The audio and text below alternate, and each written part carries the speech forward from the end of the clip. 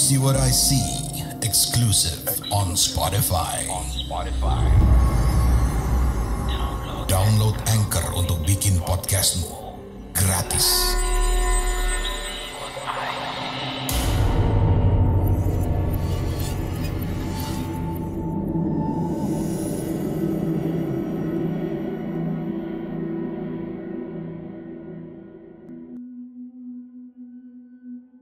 Tahun 2012 saya baru saja menikah selama beberapa bulan dan belum memiliki momongan.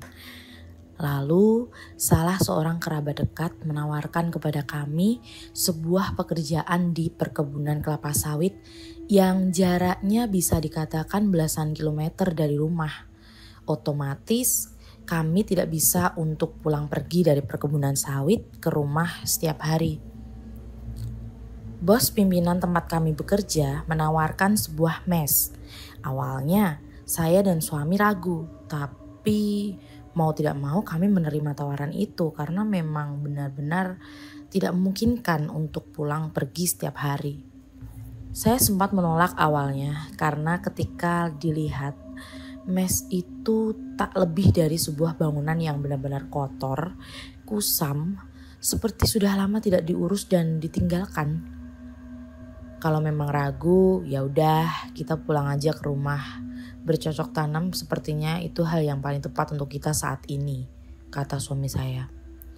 Tapi saya menyayangkan, mungkin saja pekerjaan kami di perkebunan kelapa sawit ini lalu kami bisa memiliki tabungan.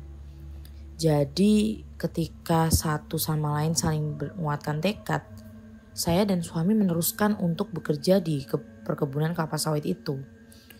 Banyak kamar-kamar mes yang kosong di lantai kami. Sementara kamar-kamar mes di lantai bawah kebanyakan memang sudah penuh. Sehingga kami yang pendatang baru ini diberikan kamar mes paling ujung di lantai 2. Saya benar-benar melihat bagian depan kamar mes yang berseberangan dengan kamar kami itu kosong karena pintunya terbuka. Kamar mes di samping kamar kami dan sebelahnya lagi juga kosong.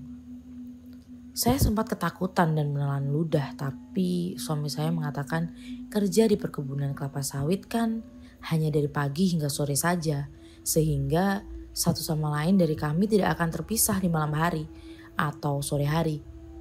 Mungkin kami akan selalu bersama-sama, tidak ada yang perlu ditakutkan, begitu kata suami saya waktu itu.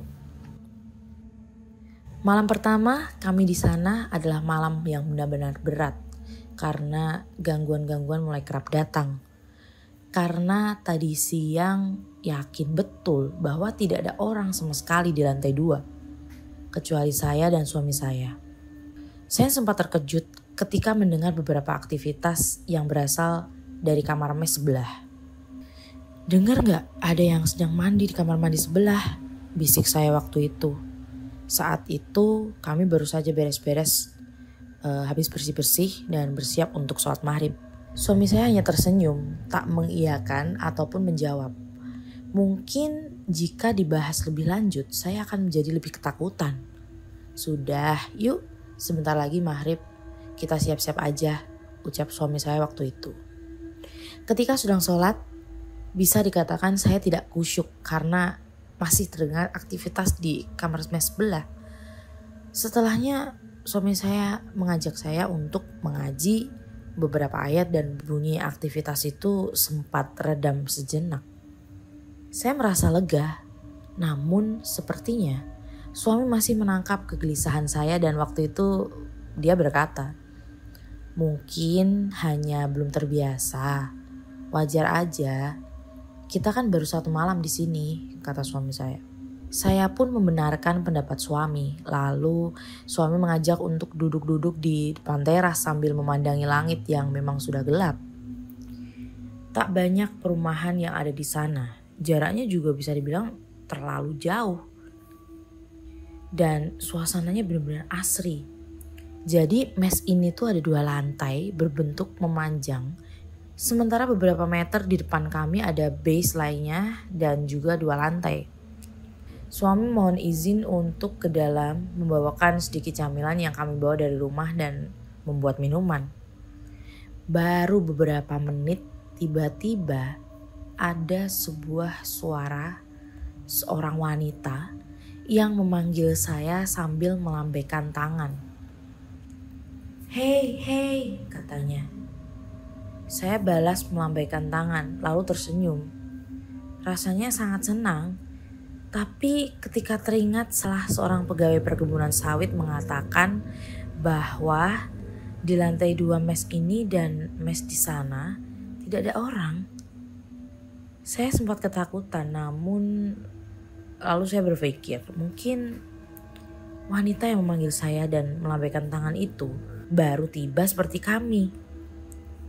Besoknya pagi-pagi sekali kami sudah melempar kerja dan berkenalan dengan beberapa pekerja yang sudah terlebih dahulu bekerja di sana. Mereka menanyakan di mana mes kami. Lalu kami menjawab ada di lantai 2 paling ujung dekat tangga. Semuanya terkejut. "Mengapa tidak mengambil mes yang ada di lantai bawah?" kata seseorang yang mengantarkan kami. "Kemarin seluruh mes kamar di lantai bawah itu sudah penuh," kata saya. Dan memang hal itu dibenarkan oleh pekerja-pekerja yang lain. Mereka nampak terkejut ketika saya memberitahu bahwa kami tinggal di kamar mes lantai 2 ujung dekat tangga. "Kalau ada yang manggil-manggil kamu, jangan datang, jangan mendekat, abaikan aja," ucap salah seorang pekerja wanita, sebut saja namanya Mbak Utami. Mbak Utami ini sudah bisa dibilang belasan tahun bekerja di perkebunan sawit itu. Awalnya saya ingin menanyakan lebih lanjut, namun rasanya tidak pantas mengingat saya dan Mbak Utami baru saja kenalan. Malam kedua, saya benar-benar bosan dan kembali duduk bersama suami di depan mes.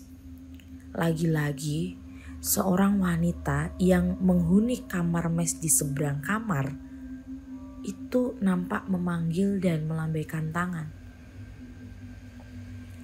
Saya mengacuhkan walaupun sebenarnya ada perasaan sangat ingin untuk berkenalan. Rupanya memang seperti bentuk rupa-rupa manusia pada umumnya. Tapi tak mungkin Mbak Utami membohongi saya. "Loh, kenapa orang ada temennya apa kok kamu diem aja?" ucap suami saya waktu itu. Lalu saya mengajak suami saya masuk dan mengatakan bahwa Mbak Utami berkata bahwa tak ada satu orang pun yang tinggal di lantai 2 mes. Baik di mes yang kami tempati ini maupun di mes seberang. Besoknya saya berbincang lagi dengan Mbak Utami dan yang lain. Saya bilang bahwa masih ada seorang wanita yang memanggil saya dari mes seberang. Mbak Utami hanya tersenyum. Lalu di hari ke-7, hari ke-10 dan hari-hari selanjutnya, Mbak Utami tetap tidak mau menjelaskan siapa wanita yang kerap memanggil saya itu.